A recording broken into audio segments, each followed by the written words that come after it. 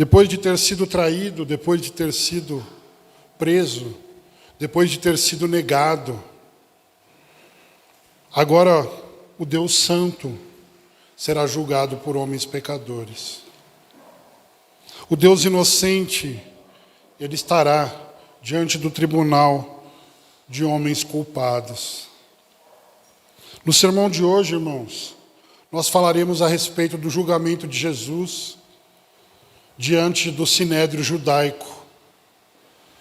E na semana que vem nós falaremos a respeito do julgamento de Jesus diante dos romanos, no caso, diante de Pilatos e diante de Herodes.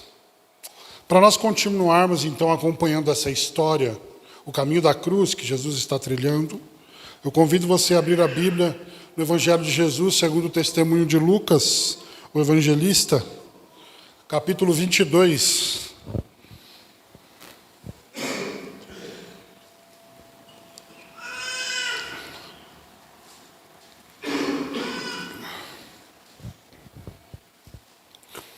Lucas capítulo 22, e nós vamos ler do versículo 63 até o 71.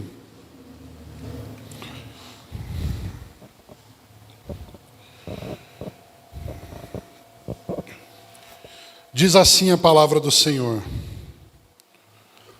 os homens que prenderam Jesus zombavam dele e o feriam.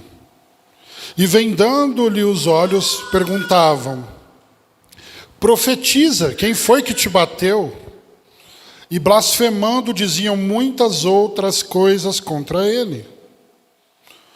Logo que amanheceu, reuniu-se a assembleia dos líderes do povo, tanto os principais sacerdotes como os escribas, e o conduziram ao sinédrio, onde lhe disseram: dize-nos se tu és o Cristo. E ele respondeu: se eu disser, não crereis. E se eu vos perguntar, não me respondereis. Mas a partir de agora, o Filho do Homem estará sentado à direita do poder de Deus.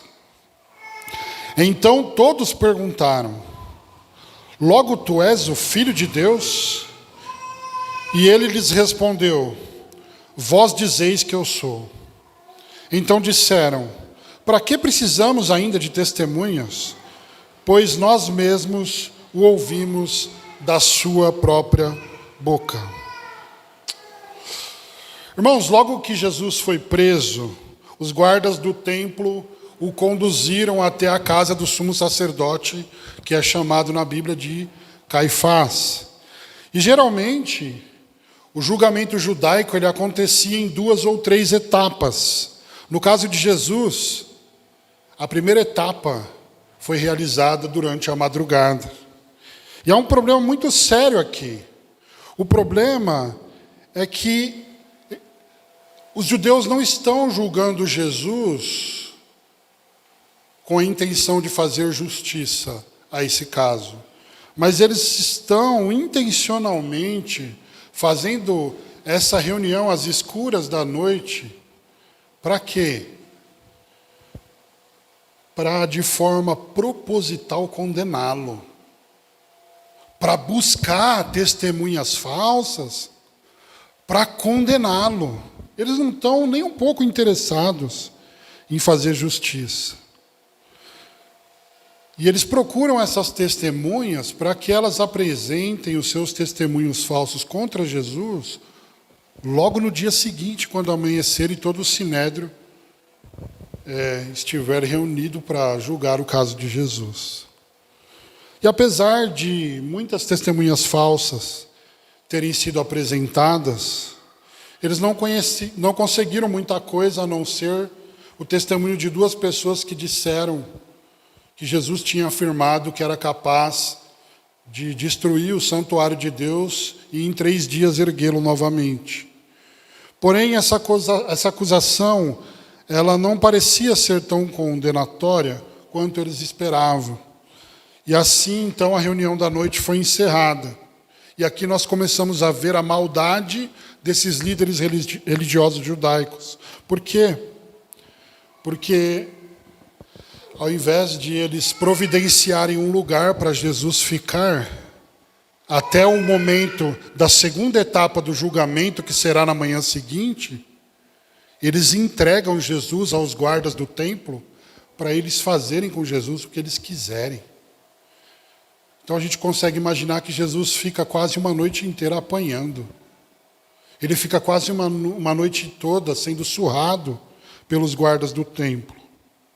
Nesse intervalo entre a reunião da noite e a reunião do dia, foi onde, segundo o texto que nós lemos, Jesus foi preso, Jesus foi ferido. O texto diz que os guardas do templo vendaram os olhos de Jesus e cada um, por sua vez, davam murros no rosto de Jesus, batiam nele.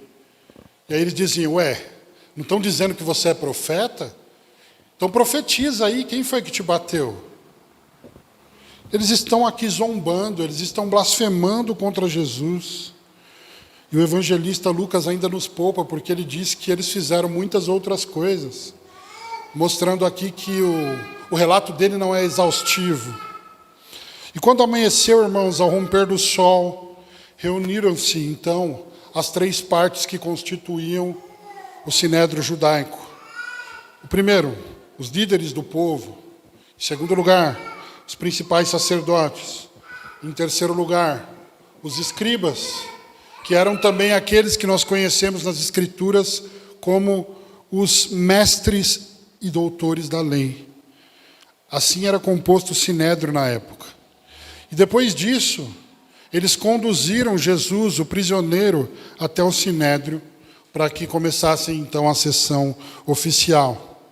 E a essa altura a gente já pode imaginar um homem aparentemente indefeso, visivelmente machucado, com a sua túnica rasgada, com manchas de sangue em todo o seu corpo. Afinal de contas, ele já está apanhando durante toda a noite.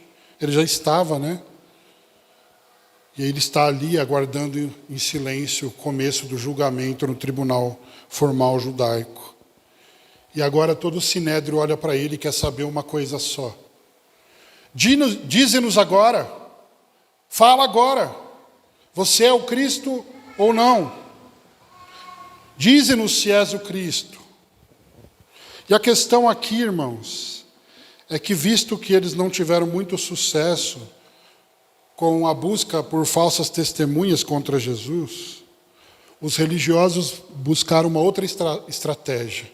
Qual? A de apanhá-lo em alguma afirmação que fizesse dele alguém digno de condenação e de morte. Por exemplo, se Jesus de fato aqui assumisse ser o Cristo, eles poderiam fortalecer diante dos romanos a narrativa do Messias dos sonhos judaicos.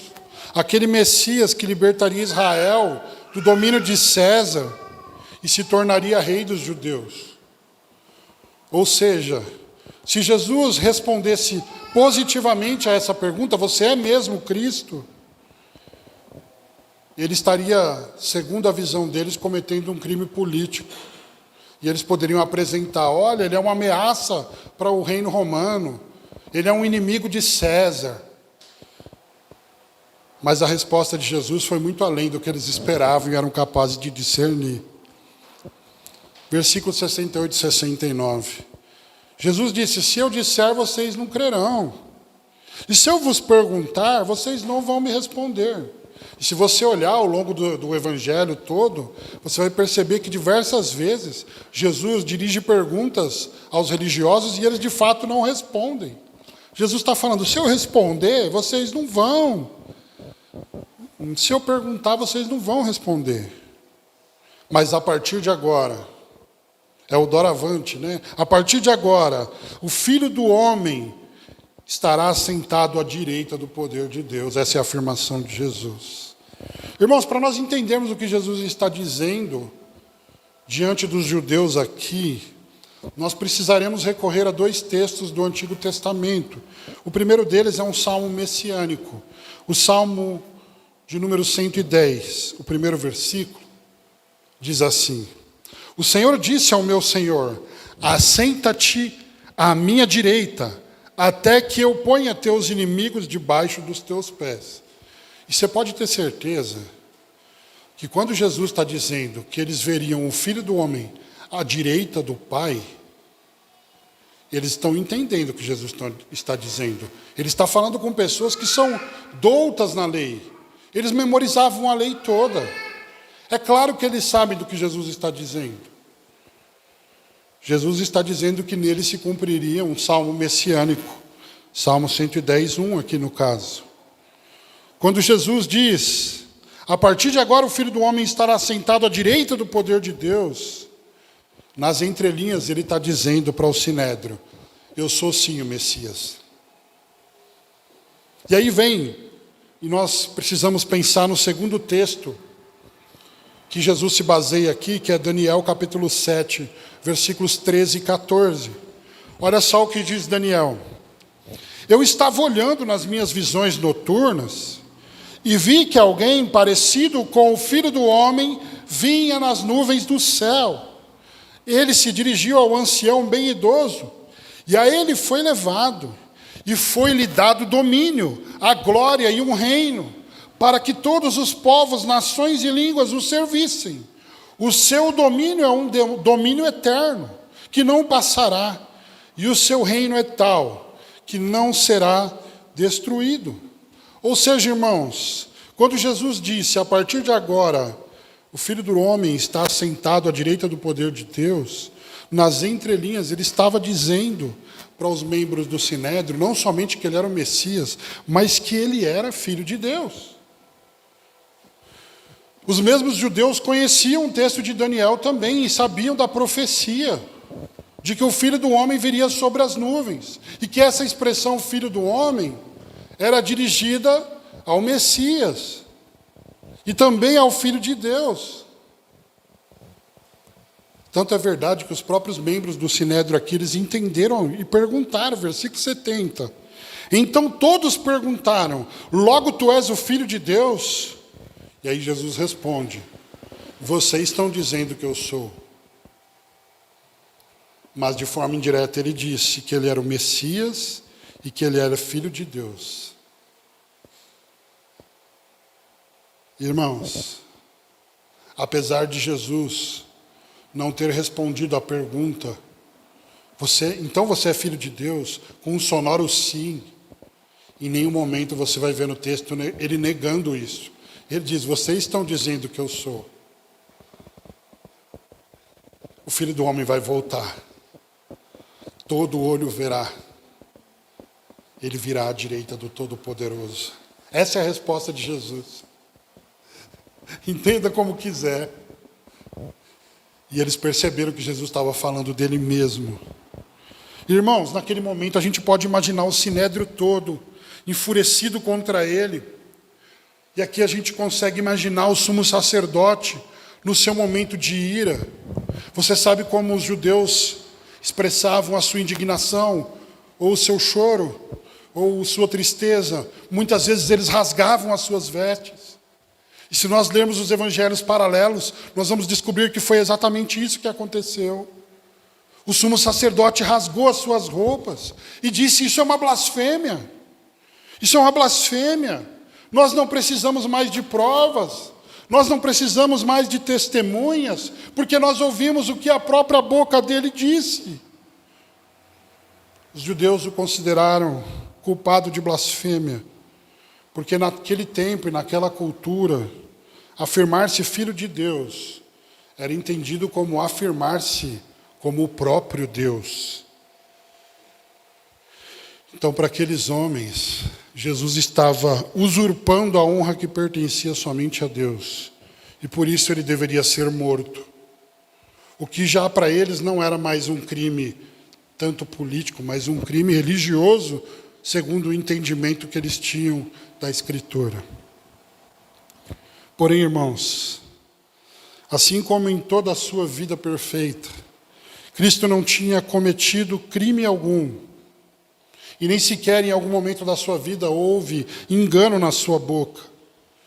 Quando ele disse ser o Messias, o Filho de Deus, ele o fez simplesmente porque ele estava dizendo a verdade.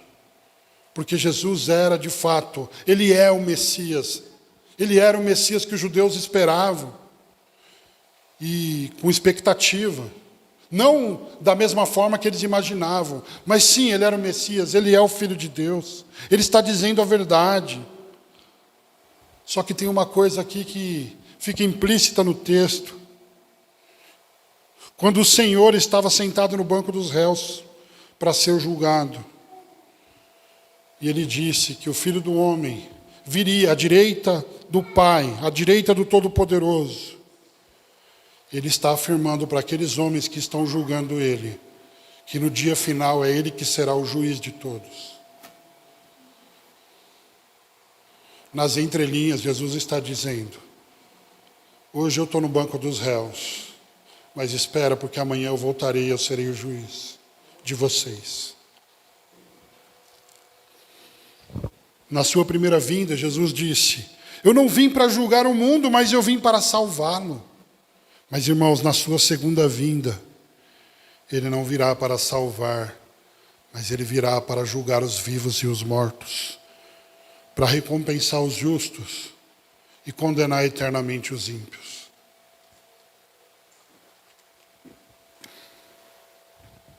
Então, certo quanto o triunfo do Cordeiro será eterno, também será eterno o sofrimento de todos os inimigos de Deus no dia final, para toda a eternidade.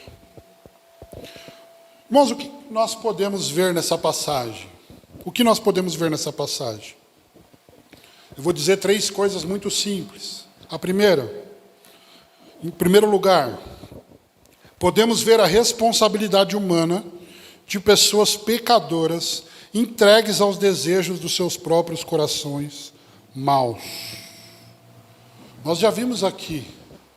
Já vimos Judas traindo e entregando aos judeus por ganância. Já vimos Pedro negando Jesus 3 vezes por medo. E em breve os judeus o entregariam aos romanos por inveja. Em breve Pilatos o entregaria aos romanos, ou melhor, em breve Pilatos o entregaria aos soldados para que eles fizessem com Jesus tamanha crueldade.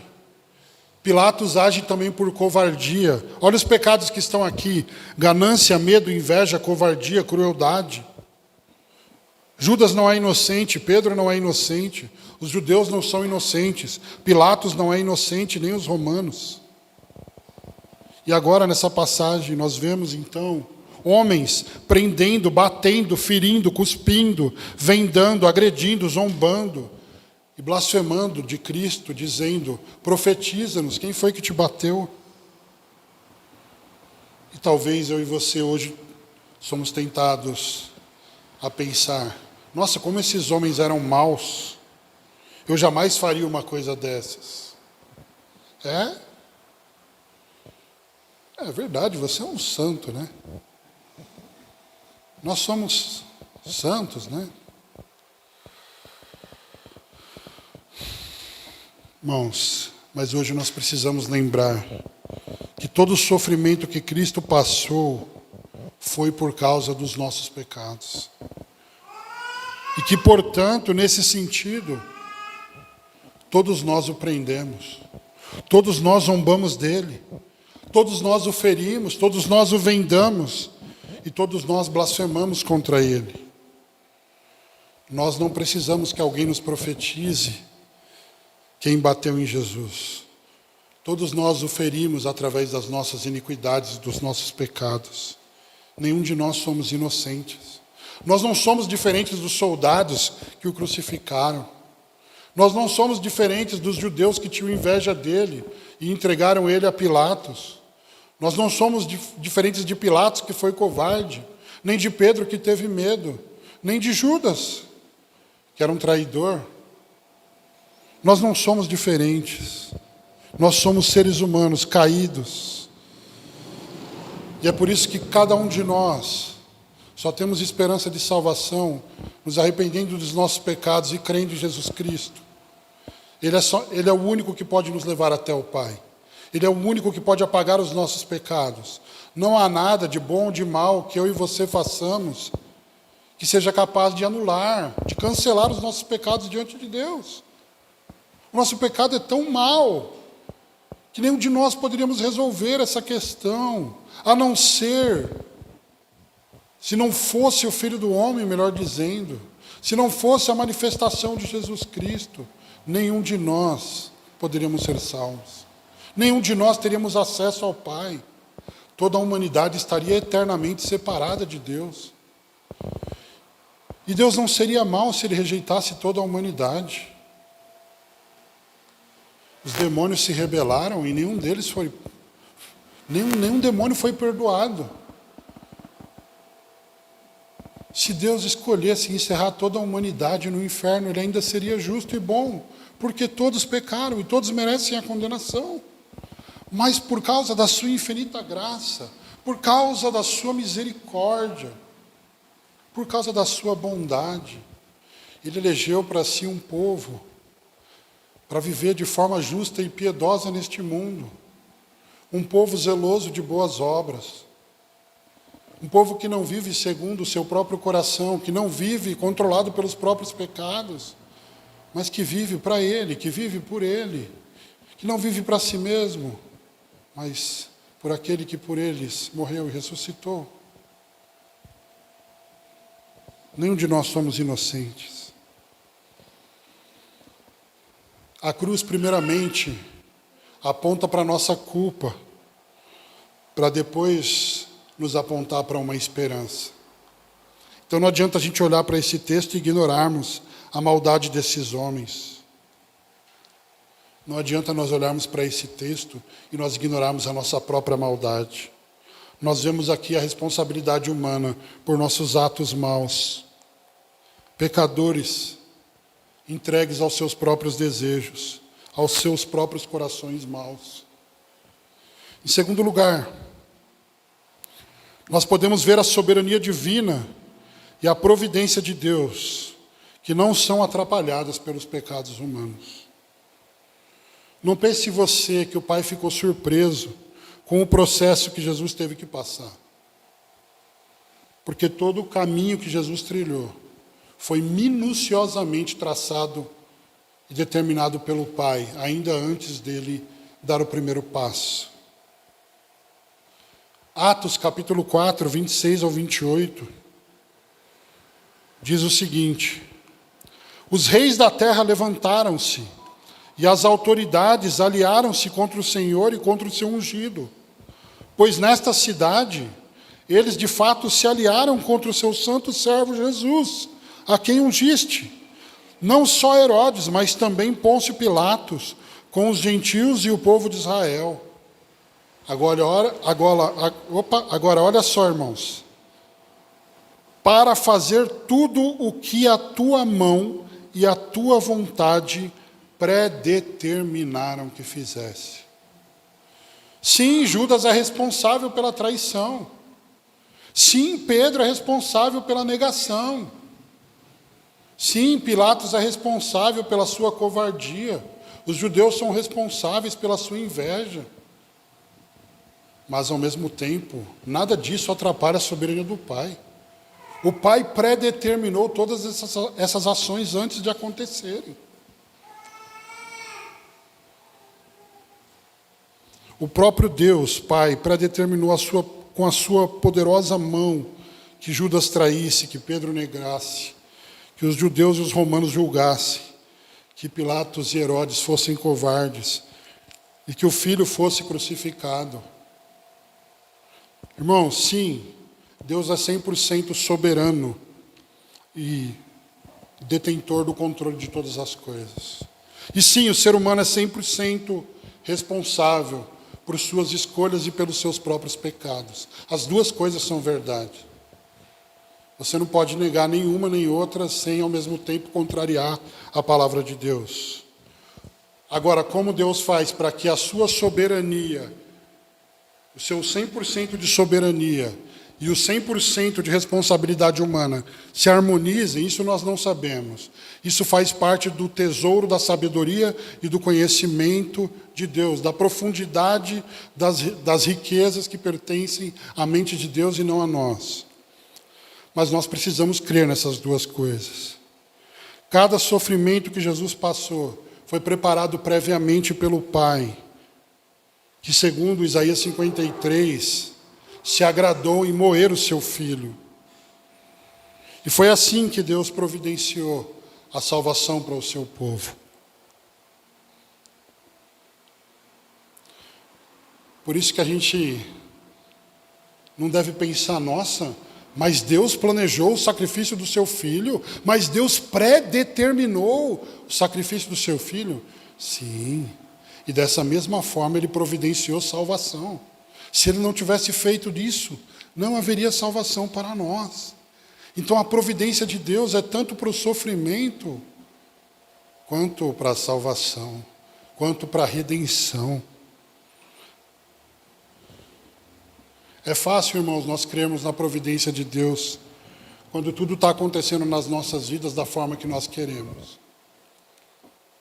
Quando o seu salário aumenta, você fala, oh Deus da providência. Quando você é curado de uma enfermidade, Senhor da providência. Mas quando vem a tribulação e você fala, o que eu fiz de errado? A providência de Deus também se manifesta nas nossas tribulações. A providência de Deus também está em nossos problemas.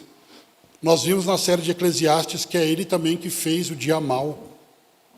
E que nós devemos nos alegrar, não pelas coisas ruins que acontecem, mas em todas as coisas ruins que acontecem, sabendo do seu eterno propósito. Nós podemos ter certeza de que Deus tem o controle de todas as coisas, porque senão Ele não teria nos dito que todas as coisas cooperam juntamente para o bem daqueles que amam a Deus. Porque Ele só pode ter dito isso tendo o controle de todas as coisas. Se Deus não tem o controle de todas as coisas, como alguns pregadores dizem por aí, como Ele pode fazer com que todas contribuam para o nosso bem? Quando a Bíblia diz isso, ela está dizendo, o Senhor tem o mundo em suas mãos. Quando você está desesperado, o Senhor está seguro. Quando você está indeciso, o Senhor está seguro. Quando você está ansioso, o Senhor está seguro. Porque tudo que acontece, acontece segundo a vontade de Deus, segundo o decreto de Deus, segundo os decretos de Deus, como diz o capítulo 2 da Confissão Batista de 1689.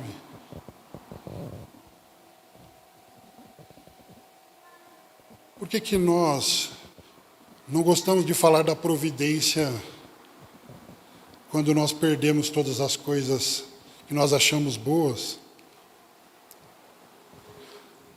Isso aconteceu com Jó. Alguém aqui já teve uma perda ou uma tribulação maior que a de Jó? Se levantar a mão é mentiroso. Mas Jó disse, o Senhor deu, o Senhor tomou, bendito seja o nome do Senhor. O que Jó está dizendo aqui? Deus não é providência só quando Ele faz o que eu quero ou o que eu acho bom.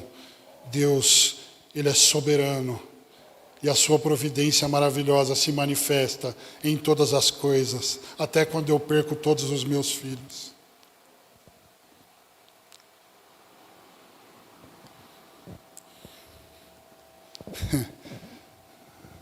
Olha só o nível de santificação que o Senhor quer nos levar, de nós entendermos e em todas as tribulações sabermos que tudo faz parte da sua providência. Tudo. Sabe o que é tudo? É tudo, é 100%. Nem mesmo os seus pecados atrapalham a providência de Deus. Mas não zombe da providência de Deus saindo daqui falando, então eu vou viver no pecado. Não, aí você está zombando de Deus. Não é sobre isso. Nada atrapalha o Senhor de cumprir os seus planos. Ele mesmo disse, eu realizarei toda a minha vontade. E agindo o Senhor, quem impedirá? Sabe por que você pode descansar tranquilo sendo filho dele? Porque você crê na providência. Agora, se você acha que tem algum centímetro do universo que Deus não reina, ou que Deus não tenha controle sobre ele, você tem motivos para ter medo. Mas se você acredita na profecia de Daniel, que esse reino, ele tem todo o domínio, toda a glória, todo o poder, e que não perde o controle de nada, você pode viver tranquilo, mesmo no meio de uma tempestade, mesmo preso à meia-noite, como Paulo e Silas. A providência também está na enfermidade. A providência também está no desemprego. A providência também está na separação de um ente querido. E tem mais uma coisa aqui. Às vezes a gente acha que a gente é a única pessoa que sofre no mundo. Como a gente é inocente. Você já foi na 25 de março? Só para você ter uma ideia de quantas pessoas existem. E por que a gente pensa que é só a gente que sofre? Que a gente fala com Deus como se... Não, minha vida está horrível, mas a de todo mundo à minha volta está maravilhosa. Só eu tenho problemas. As outras pessoas não têm problemas. Irmãos, quantas vezes nós, tadinho de mim, eu fui traído, eu fui perseguido, eu fui maltratado, falaram mal de mim, eu fui julgado. Meu irmão, essa passagem começa dizendo que Jesus foi preso, que Jesus foi espancado, Jesus foi traído, Jesus foi negado, e Jesus não tinha um pecado sequer. E ele não diz uma só palavra. E a gente está aí murmurando, que injustiça! Por que isso só acontece comigo? Por que a grama do vizinho é mais verde? Por que meu colega do trabalho, que não acredita nem que Deus existe, ele está melhor do que eu, supostamente, na vida?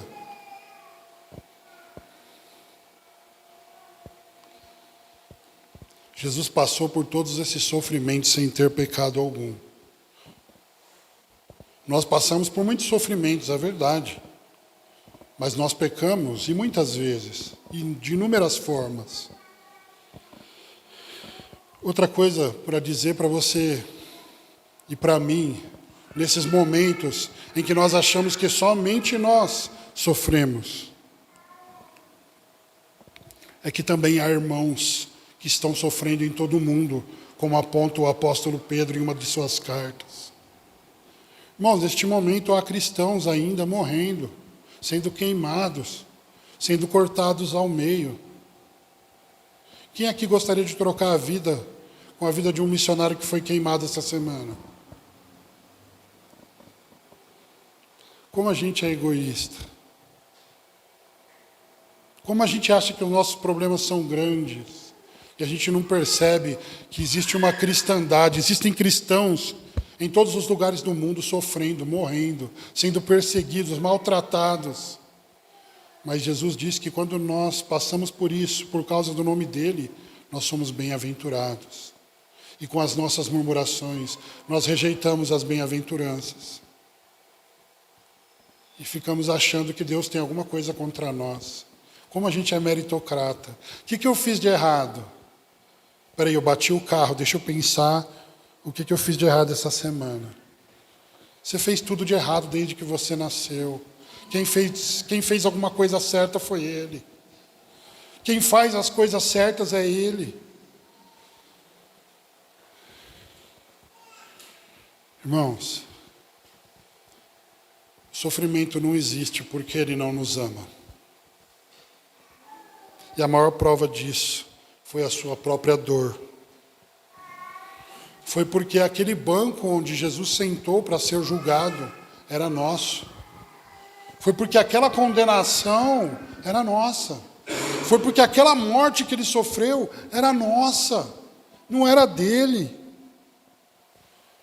E perceba o caminho de Jesus aqui.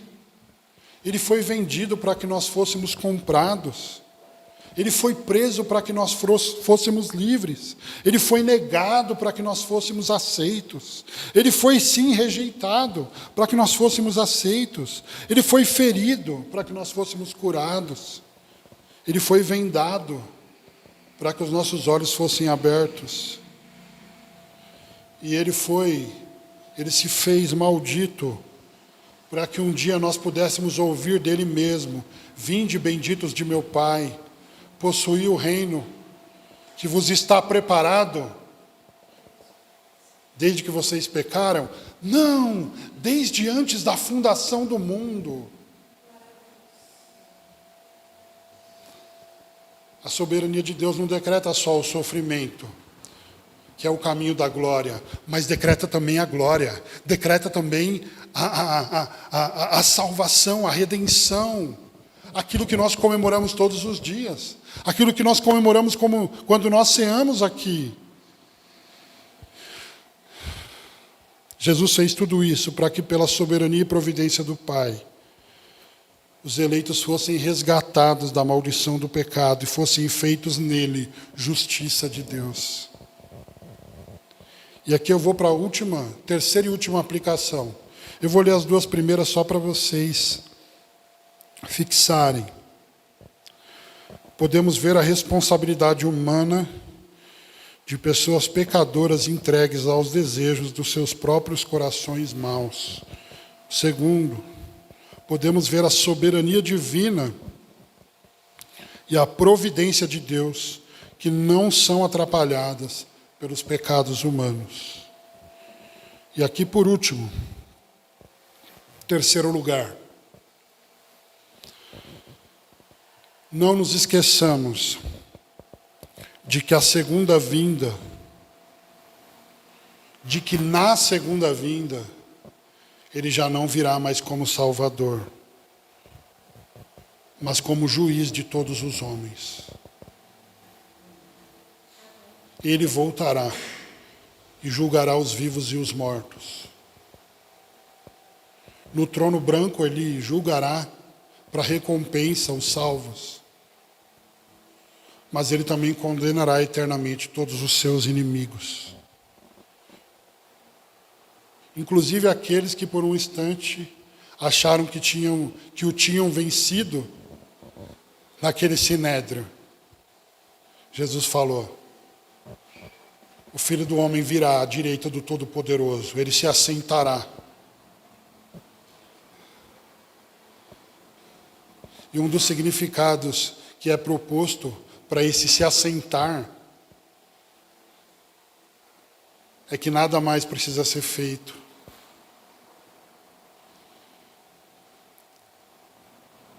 Porque o que ele fez é suficiente para que nós sejamos salvos. Então não vamos fazer nada? Não. É que o que a gente faz agora não é para ser salvo. É por gratidão e amor. É porque agora nós pertencemos a ele. Você não vem à igreja para ele te salvar. Você vem porque ele te salvou. Você vive para ele porque ele te salvou. Nós vivemos porque ele nos amou. É isso. Ele se assenta. Porque ele não é como aqueles antigos sacerdotes que tinham que ficar oferecendo animais todos os dias. E aqueles animais nunca purificavam as pessoas dos seus pecados. Mas ele é o Cordeiro de Deus que verdadeiramente tira o pecado do mundo. Louvado seja o Senhor por essas verdades, irmãos. Isaías 53 diz que nós o reputávamos por aflito, ferido de Deus e oprimido. Diz que ele foi transpassado pelas nossas iniquidades, pelos nossos pecados. Diz que o castigo que nos traz a paz estava sobre ele. E você que está pensando: nossa, mas Jesus precisava sofrer tudo isso? A Bíblia diz que pelas suas pisaduras, pelo seu sofrimento, nós somos sarados. E aí a gente olha para esse texto. Jesus levando socos, cuspes, insultos. A gente fica pensando: nossa. Ou como eu já vi uma pessoa dizer, uma pessoa assistiu Paixão de Cristo e disse: nossa, eu acho que o filme é exagerado. Jesus não deve ter sofrido tudo aquilo. Gente, eu creio que é inimaginável. Nós não conseguimos pensar ou calcular o quanto Jesus sofreu. Foi ele que sofreu.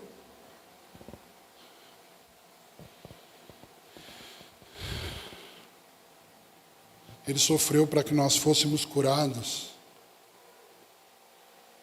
Mas não veja ele como um cordeiro indefeso. É verdade que ele foi para a cruz como uma ovelha muda. Mas quando ele se manifestar no céu, vindo sobre as nuvens com poder e glória, à direita do Todo-Poderoso, todos os seus inimigos tremerão diante dele. Alguns vão dizer, é melhor que os montes caiam sobre nós, porque a ira do Cordeiro foi acesa.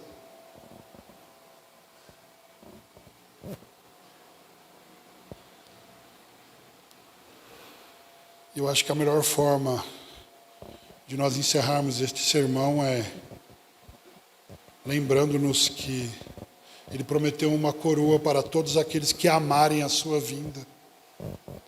E por isso eu digo para você, meu irmão, não se distraia neste mundo.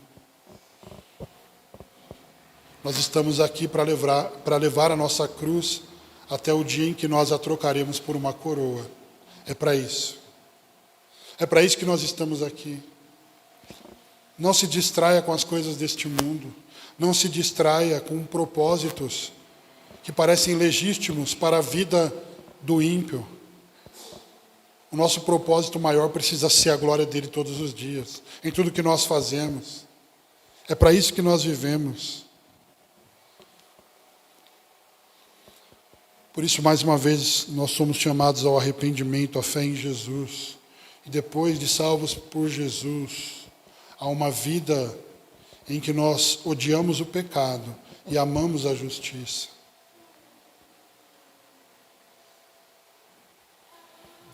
Nós gostamos de dizer que Deus é amor, e é verdade. Deus é amor. Lê 1 João e você vai ver que essa verdade está muito bem estabelecida.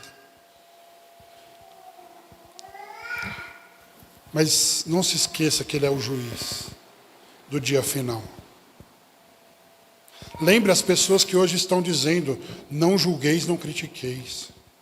As pessoas que estão distorcendo o texto bíblico e dizendo, não julgueis, não critiqueis.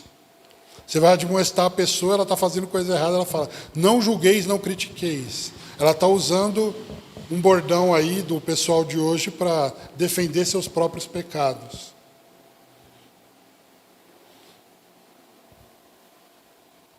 O juiz virá. E ele julgará todos, sem exceção.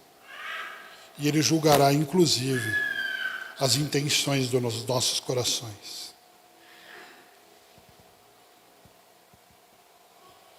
No começo do texto, você fica imaginando Jesus espancado, sujo de sangue, com a roupa rasgada, humilhado diante dos homens.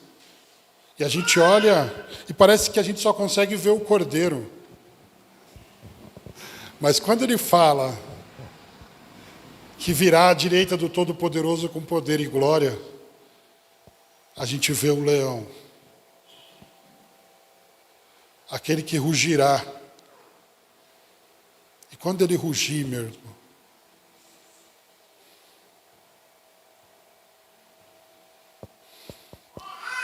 quando ele rugir, eu espero que você esteja do lado daqueles que pertencem a ele. Feche os seus olhos. Senhor, obrigado por esta palavra.